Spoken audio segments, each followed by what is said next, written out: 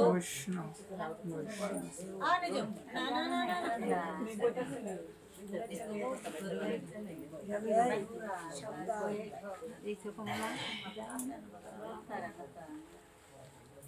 জয়নিতাই না না তুমি আমার সিসি বাতায়ো দিলাম সবাই জয় রাধেশ্যাম। কথা বলো না কেউ, রাধে রাধে শুরু করি।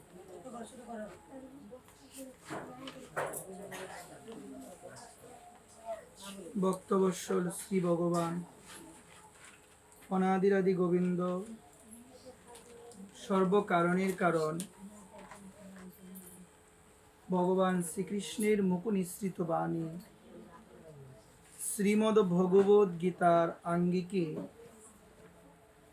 ভাগবতীয় কথা সুদারস আস্বাদন করার নিমিত্তে আজকে সবাই আমরা সমবেত হয়েছি শ্রী ভক্ত অঙ্গনে শ্রী কার্তিক ব্রতকে কেন্দ্র করে। জয়নিতাই, জয় গো, জয় রাধেশ্যাম। চালু করা হয়েছে? চালু করা হয়েছে? ভগবানের কথায় প্রবেশ করার পূর্বে সর্বপ্রথম সশ্রদ্ধ প্রণাম নিবেদন করছি রাধা গোবিন্দ ভগবানের রাতুল রাঙ্গা শ্রী চরণ কমলে সশ্রদ্ধ প্রণাম নিবেদন করছি ব্রজমণ্ডল বিভূতি বৃন্দাবনের মুকুটমণি পূজনীয় স্মরণীয় বন্দনীয় অর্চনীয় শ্রী শ্রী 108 বিনোদ বিহারী দাস বাবাজি মহারাজের শ্রী চরণ কমলে সশ্রদ্ধ প্রণাম নিবেদন করছি পরম আরাধ্য পরম পূজ্য শ্রী গুরু মহারাজ প্রভুপাদ শ্রী শ্রী দেবব্রত গোস্বামী মহোদয়ের শ্রী চরণ কমলে সশ্রদ্ধ প্রণাম নিবেদন করছি উপস্থিত সকল গৌর অনুরাগী নিতাই অনুরাগী সুপ্রিয় গৌর ভক্তবৃন্দ, আপনাদের সকলের আপন আপন শ্রী গুরু মহারাজের শ্রী চরণ কমলে সশ্রদ্ধ প্রণাম নিবেদন করছি উপস্থিত সকলের আপন আপন মাতৃদেবী এবং পিতৃদেবের শ্রী চরণ কমলে তৎপশ্চাৎ দণ্ডবত প্রণাম নিবেদন করছি সেই সমস্ত গৌর অনুরাগী নিতাই অনুরাগী ভক্তদের শ্রী চরণ কমলে যাদের চরণ ধুলি বিনে যাদের কৃপা বিনে কেউ কখনো আমার ভগবানকে লাভ করতে পারে নাই, সেই সমস্ত ভক্তদের শ্রী চরণে আমি অধম নরাধম শ্রী ব্যাসাসন থেকে জানাই অবনত মস্তকে শতকোটি দণ্ডবত প্রণাম। জয় নিতাই, জয় গৌর, জয় রাধেশ্যাম। আজকে সবাই আমরা সমবেত হয়েছি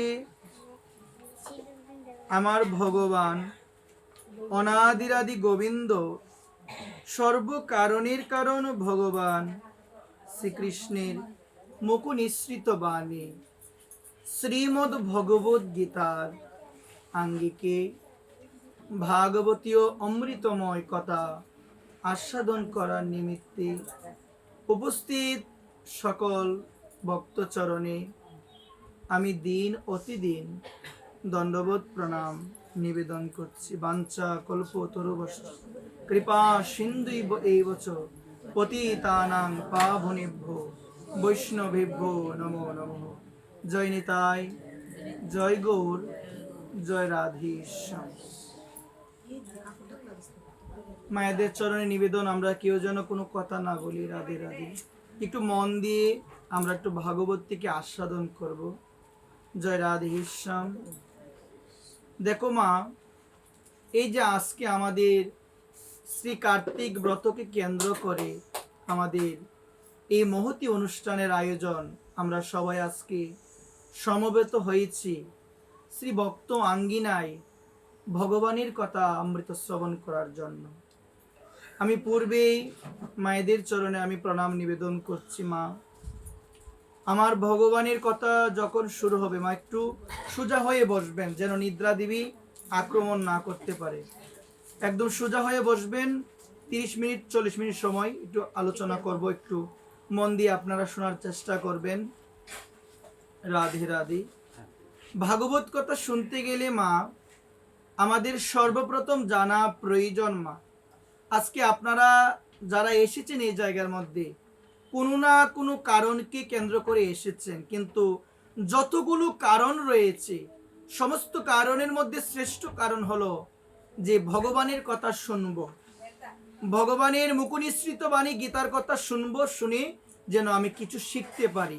এই কারণটাকে যে কেন্দ্র করে আজকের এই জায়গায় এসেছে, তাদের এই জায়গায় আসাটা সার্থক হবে। একবার প্রেম সে বলুন। কারণ ভগবানের কথাগুলো শোনার পরে মা মন দিয়ে শুনবেন, আপনি আপনার জীবনে কত সাধু সঙ্গ করেছেন, আপনি আপনার জীবনে কত ভক্ত সঙ্গ করেছেন, সেটা কিন্তু মুখ্য বিষয় নয়। সেই সাধু সঙ্গ করে, সেই ভক্ত সঙ্গ করে আপনার আচার আচরণের পরিবর্তন হয়েছে কতটুক, আপনার ব্যবহারের পরিবর্তন হয়েছে কতটুক, আপনি হৃদয়ে ভগবানের নাম কথাকে কতটুক আপনি স্থান দিতে পেরেছেন, সেটাই হলো সব থেকে বড় কথা। এই কারণে আপনি কতবার তীর্থস্থানে গিয়েছেন, কতবার মন্দির দর্শনে গিয়েছেন, কতবার পরিক্রমায় গিয়েছেন, কোন ধামে গিয়েছেন, কোন মন্দির দর্শনে গিয়েছেন, সেটা কিন্তু সব থেকে বড় কথা নয়। সব থেকে বড় কথা হলো এই সমস্ত ধর্মীয় কার্যকলাপ করে তোমার অন্তর আত্মার কতটুকু পরিবর্তন হয়েছে। তোমার যদি এতটুকু পরিবর্তন না হয় এগুলো করে, বুঝতে হবে সমস্ত আয়োজনই বৃথা।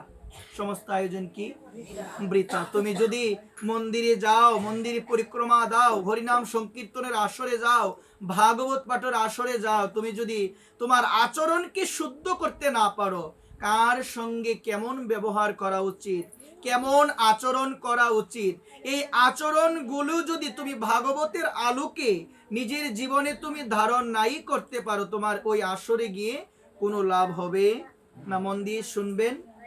আমরা যারা আজকে এই জায়গায় এসেছি আমাদের করণীয়কে এগুলো একটু জেনে যাবেন। আমরা শ্রীমদ্ ভাগবতীর প্রথম স্কন্ধে দেখতে পাই সাক্ষাৎ নারদমণি তার শিষ্য বেদব্যাসকে যে উপদেশগুলো দিয়েছিলেন মা, সেগুলো যদি তোমরা একটু শুনো, মন দিয়ে যদি শুনো, তোমরা বুঝতে পারবে। নারদমণি তিনি সাক্ষাৎ বেদব্যাস তার শিষ্যকে যে উপদেশ দিয়েছিলেন, সেই উপদেশের মধ্যে তিনি বলছিলেন, দেখো বেদব্যাস, আমি আমার পূর্ব জীবনে ছিলাম দাসী পুত্র। পূর্ব জীবনে কি পুত্র ছিলাম? দাসী পুত্র। আমার তেমন পড়াশোনা ছিল না, আমার তেমন কিছু না, সবাই বলেন পড়াশোনা ছিল না, কিন্তু আমার কয়েকটি গুণ ছিল। আমি তোমাকে বলছি, তুমি একটু মন দিয়ে শোনো। কাকে বলছেন কথাটা? বেদব্যাসকে বলছেন। মহর্ষি কৃষ্ণ দ্বৈপায়ন বেদব্যাস, যিনি হলো আমাদের শাস্ত্রগুরু, যার কৃপায় যার করুণায় আমরা এই শাস্ত্রগুলো পেয়েছি, যিনি আমাদের জন্য কলিযুগের মানুষ, আমাদের স্মরণ শক্তি খুবই কম। আগে কিন্তু মা গ্রন্থ আকারে শাস্ত্রগুলো লিপিবদ্ধ ছিল না, শাস্ত্র আগে ছিল না, মানুষ মনে মনে, মানুষ শুনে শুনে সেগুলো মনে রাখতে পারতো, আগে সেই ক্ষমতা ছিল। এখন আমরা এখন শুনি, পরে কিন্তু আবার ভুলে যায়, আমাদের স্মরণ শক্তি খুবই কম। বেদের একটা নাম হলো শ্রুতি, মানে শুনে শুনে মনে রাখা। আগের দিনে মুনি ঋষিদের সেই ক্ষমতা ছিল, যখন তারা একজন সাধুর শ্রীমুখ থেকে একটা কথা শুনতো, সেটা তাদের মস্তিষ্কের মধ্যে একদম বিদ্ধ করে ফেলতো, মানে একদম গেঁথে যেত। আর এখন দেখা যায় আমরা কলিযুগের মানুষ, আমরা জনিগত মন, আমাদের অন্নগত প্রাণ আমরা মনে রাখতে পারি। এখন শুনি, একটু পরে আমরা আবার ভুলে যাই। ভুলে যাই না মা? ভুলে যায়। কালকে কি হয়েছে এমন সময়, আমি কি করেছি এমন সময়, এমন টাইমের মধ্যে আমি কি করেছি, এটা অনেকেই কিন্তু আমরা বলতে পারবো। বলতে পারবো কি? বলতে পারবো না। ঠিক সেই রকম মা, মন দিয়ে শুনবেন, আমরা সেগুলো বলতে পারি না। এখানে সকল ভক্তচরণের নিবেদন, এই মহর্ষি কৃষ্ণ দ্বৈপায়ন বেদব্যাস আমাদের কথা চিন্তা করে মাথায় রেখে আমরা যেন সেগুলো পড়তে পারি, সেগুলো যেন অধ্যয়ন করতে পারি, তিনি আমাদের কথা চিন্তা করে সেগুলো লিপিবদ্ধ করে দিয়ে গিয়েছেন।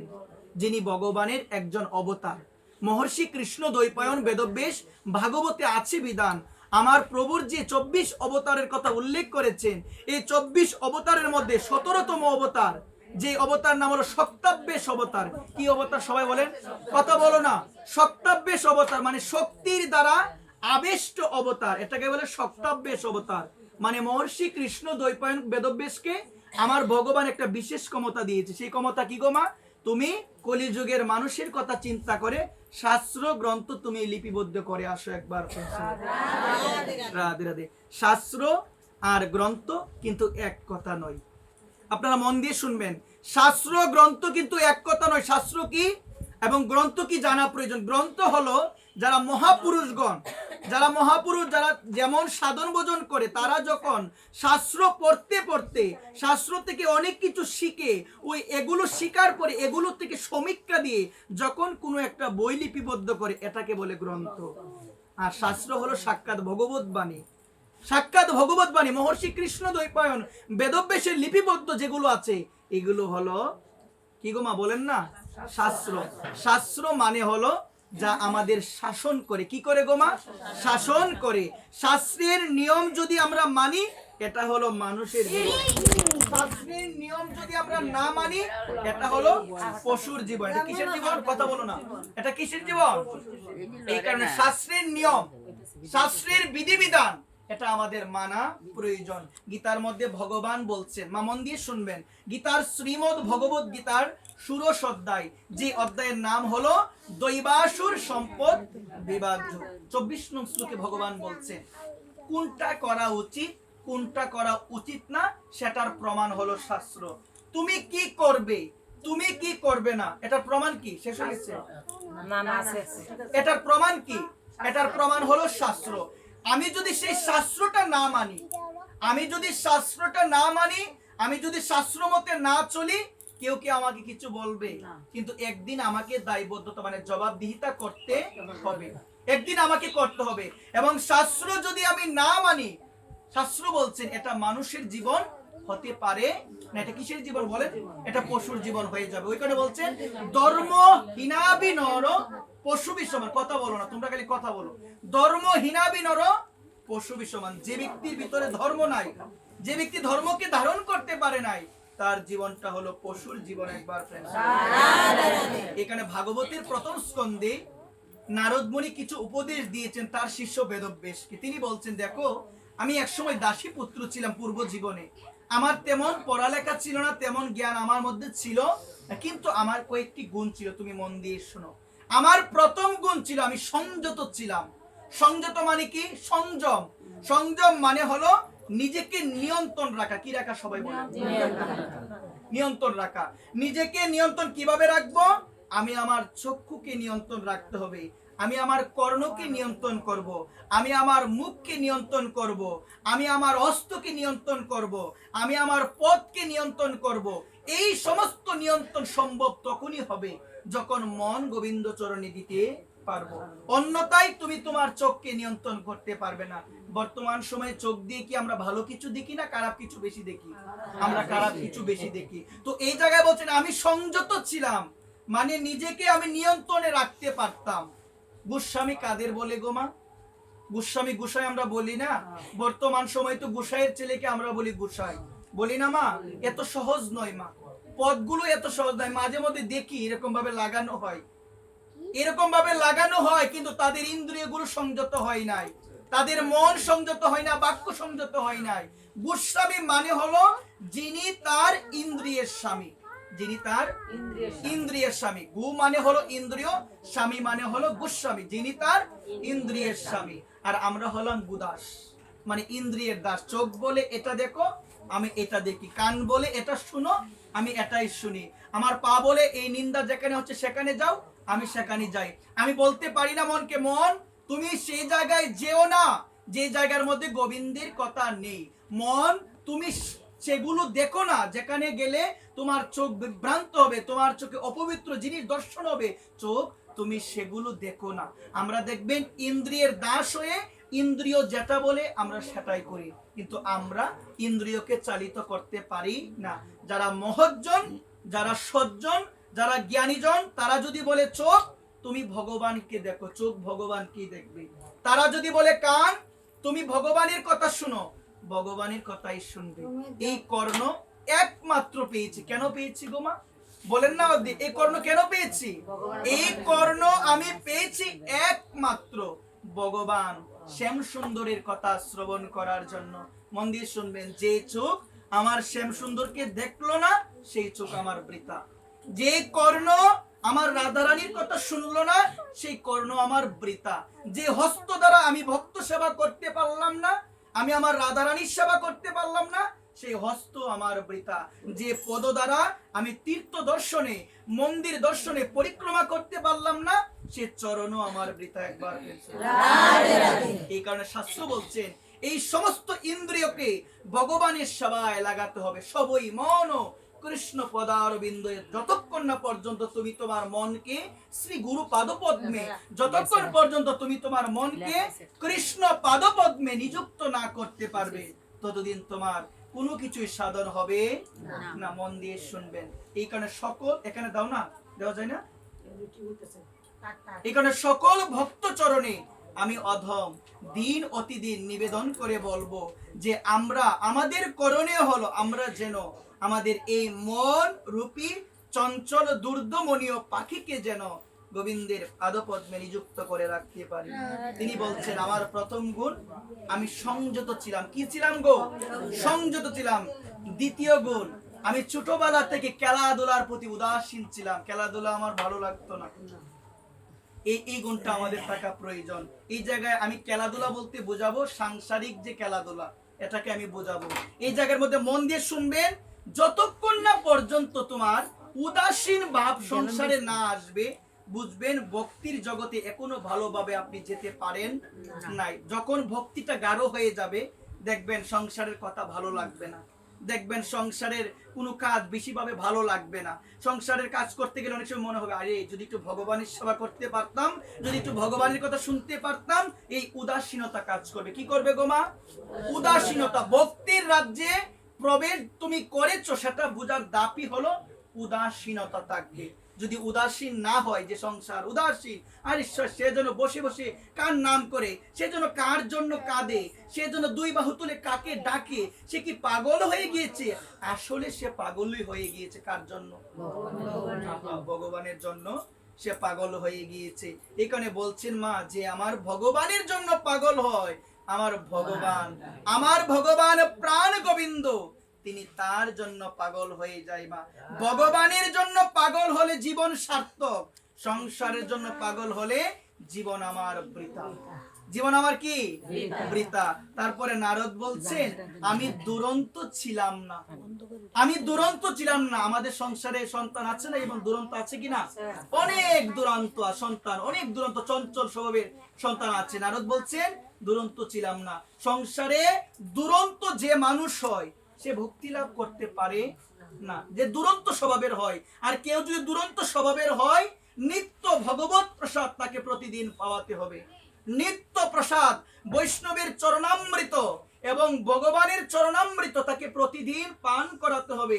এবং একটাই মনে কামনা থাকতে হবে, ভগবান তুমি তাকে কৃপা করো, সে যেন দুরন্তপনা থেকে মুক্ত হয়ে, সে যেন শান্ত হয়ে, সে যেন বিচরণ করতে পারে। একবার প্রেম।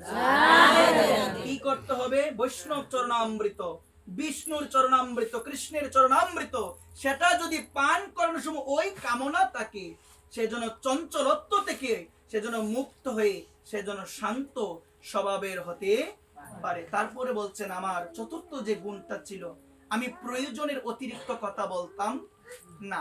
বর্তমান সময় দেখবেন আমরা যত পারি আজে বাজে কথা যেখানে জমে, সেখানে দেখবেন সেখান থেকে যেতে মন চাই না। এমন আছে না অনেকে? তাহলে ভক্তিটা আমি পাবো কিভাবে? ভক্তিটা আমি পাবো কিভাবে? প্রয়োজনের অতিরিক্ত কথা বলা যাবে না। বর্তমান সময় আমি চাতুলপাড়ের সন্তান, আমি লক্ষ্য করি আমাদের দেখবেন আজে বাজে কথাটাই বেশি হয়। হয় না মা? হয় কিনা? আওয়াজ নাই দিই। এক সাধুর সাথে আরেক সাধুর দেখা হলে জয় নিতাই, জয় গৌর, জয় রাধে গোবিন্দের কথা আলোচনা হয়, রাধারানীর কথা, আরে বাবা তাওস করো না, রাধারানীর কথা আলোচনা হয়। আর যদি মা একজন রোগীর সঙ্গে আরেকজন রোগী দিয়ে দাও, এটা লাগবে না, এটা আমাদের পাঠ দিতে পারবো না।